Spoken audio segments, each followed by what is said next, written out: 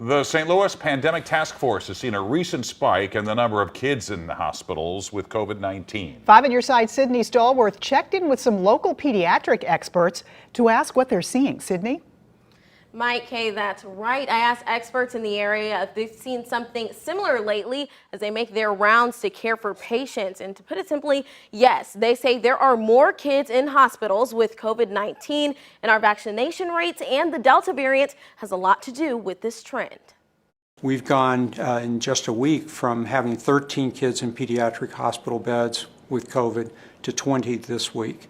Many of whom are in critical condition in our intensive care units. Dr. Clay Dunagan says more kids are making their way to St. Louis area hospitals because of complications from COVID-19. And local pediatric care experts say they're seeing more kids in need of care too, as the Delta variant makes the virus even more transmissible. Thankfully, the number of children impacted or infected is much less than that of adults, but we're seeing more. A larger and larger percentage of those with COVID are children. What has changed is that our older adults have a fairly high rate of vaccination, whereas our kids have a low, and for a lot of kids, they don't even qualify for vaccine.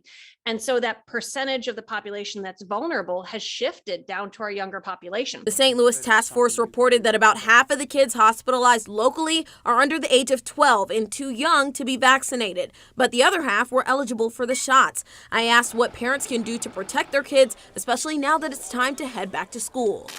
You vaccinate those who can vaccinate, you mask everybody because we know that'll protect us, and you stay home when you're sick.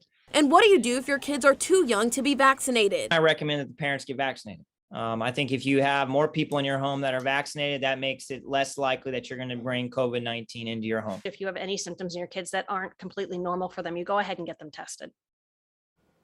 Now, Dr. Charney says it's really important for parents to maintain that high level of suspicion. She says one concerning thing she's noticed is how many different ways the virus presents itself in kids. She's seen kids with COVID who start showing symptoms that look anything like a stomach bug to seasonal allergies, and it can progress from there. So it's important to take any changes in your kids' health seriously. Sydney Stallworth, 5 on your side.